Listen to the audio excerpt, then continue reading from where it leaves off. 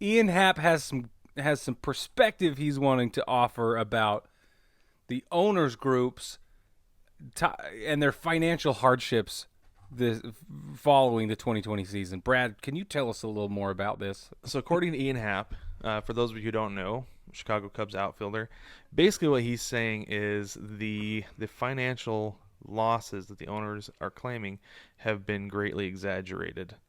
Because this is what he said in an interview with the Dan Bernstein show on 670 AM. He said, "You don't really see the players coming out and saying that we took a 63% loss this year. That's not the narrative from the players because we didn't lose any real money. Guys still got paid." And then he goes on to say, "So it's really tough to claim loss when it's just money that wasn't realized." So basically what he's saying is you didn't lose any money because it wasn't there. All it was just projected funds. You lost projected funds.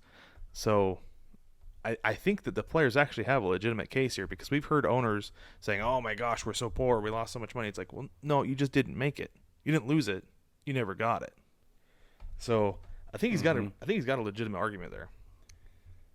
Yeah, he does. But and to play devil's advocate, the only difference I would say is that a corporate revenue cycle does overlap on purpose, and you do have to have projections, and you do track profits and losses at different times, and it is built on a projection schedule especially at this level, right, where this is high level business, corporate finance. So yes, projections, they do have some complaints, but they also, if they're capable of projecting that far into the future, and if they're capable of managing their business on fantasy, right, on expectations and hopes, then they should also be capable of, tightening it up, and they are. And to their credit, we're seeing that. We just don't like the way they're doing it.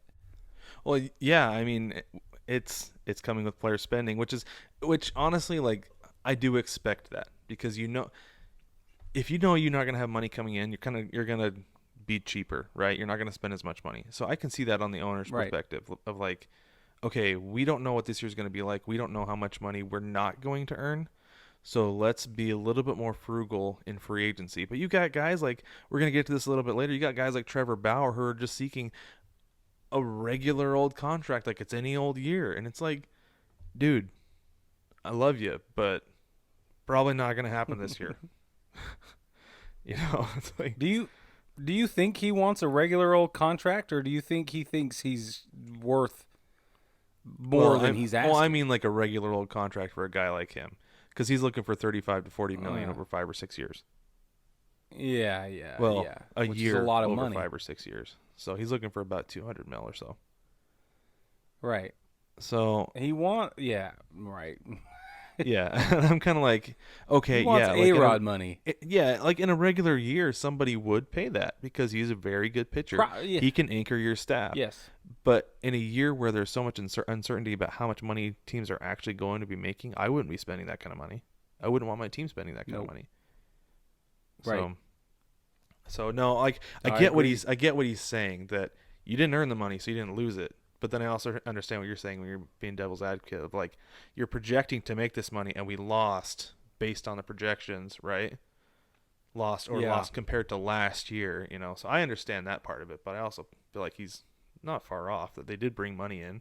It's not like they spent all that money and didn't bring anything in. So Well, exactly. But what they lost was the gamble, because when you do that, you're gambling, right? And they did lose. So it's crazy. I see it on both sides. I think the owners whine a lot, and I don't like that. So I really hate to play devil's advocate. You would on think behalf that the of owners were sitting waiting for their $600 stimulus checks, to be honest. Like that's how right, they make it feel. That's exactly how it sounds. Man, what's that children's story about the boy in Denmark who puts his finger in the hole in the dam? Oh, I can't remember.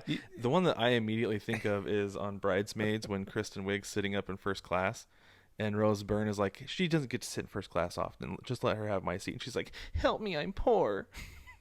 That's what I think of with the owners. Right. Help me, I'm poor. No, you're not. That's right. No, knock it off. Oh, my word. That's awesome.